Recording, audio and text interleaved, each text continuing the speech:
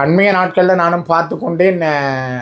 Sri Lanka airlines நிறுவனத்தினுடைய முன்னாள் தலைவர் கபில சந்திரசேன மற்றும் திரைசேரி நிறுவனத்தினுடைய மத்திய வங்கியினுடைய இளநிலை உத்தியோகத்தராக இருந்தாலும் ஆற்றல் படைத்த ஒரு உத்தியோகத்தராக இருந்த ரங்க ராஜபக்ச இவர்கள் இருவரும் மர்மமான முறையிலே இறந்திருக்கிறார்கள். இந்த இறப்பு எப்படி நடந்தது? ஒரு வெளியிலே செய்திகள் பல விதங்களிலே வருகின்றன. குறிப்பாக திரைசேரியிலே இருந்த பணம் $25 மில்லியன், எவ்வாறு $2.5 மில்லியன், மன்னிக்கவனம் $2.5 மில்லியன் எவ்வாறு ஒரு கிட்டத்தட்ட 14 உத்தியோகத்தர்களுடைய கையொப்பங்களோடு போக வேண்டிய இடமில்லாமல் இன்னொரு இடத்துக்கு எப்படி போக முடியும்?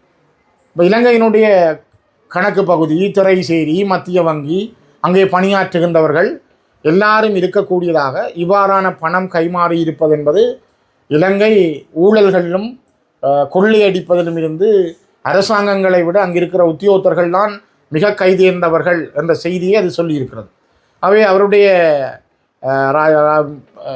குறிப்பாக ரங்க ராஜபக்ச அவர்களுடைய மரணம் என்பது இப்பொழுதும் சந்தேகமாக இருக்கிறது. அந்த சந்தேகத்தை தீர்ப்பதற்கு அரசாங்கம் முதல்ல தெளிவான முடிவுகளை சொல்ல வேண்டும். அரசாங்கம் மௌனம் காக்கக்கூடாது. இதற்கான அவர்களிடம் இருக்கிறது. நாடு கடந்து போய் பல பேரை பிடித்து கொண்டு வருகிறார்கள்.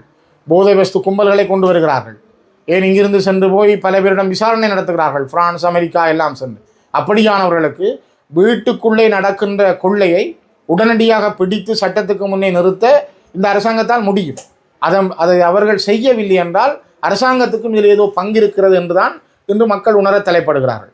ஆகவே இன்று இருக்கிற அனுர அரசாங்கம் தெளிவான ஒரு முடிவை எடுத்து இவற்றுக்கான நீதியை கொடுக்க வேண்டும். கடந்த காலங்களிலே பலர் மர்மமான முறையிலே கொல்லப்பட்ட பொழுது ராஜபக்ஷ மீதும் அவருக்கு பின்னால் வந்த அரசியல் கோத்தபாயா மீதும் இந்த குற்றங்களை சுமத்தி கொண்டிருந்தவர்கள் இன்று அவர்களுடைய காலத்திலே ஏர்லைன்ஸ் நிறுவனத்தினுடைய முன்னாள் தலைவர் மர்மமாக இறந்து போகிறார்.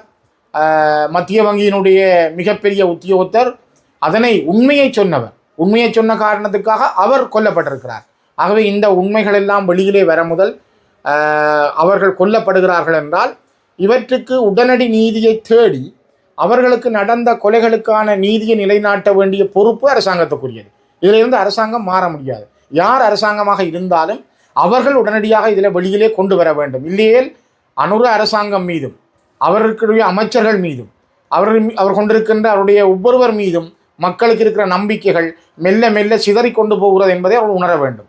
இந்த உணர்வு அவரிடம் இருந்தால் உடனடியாகவே நாட்டினுடைய நீதியை நிலைநாட்ட அவர்கள் தயாராக வேண்டும்.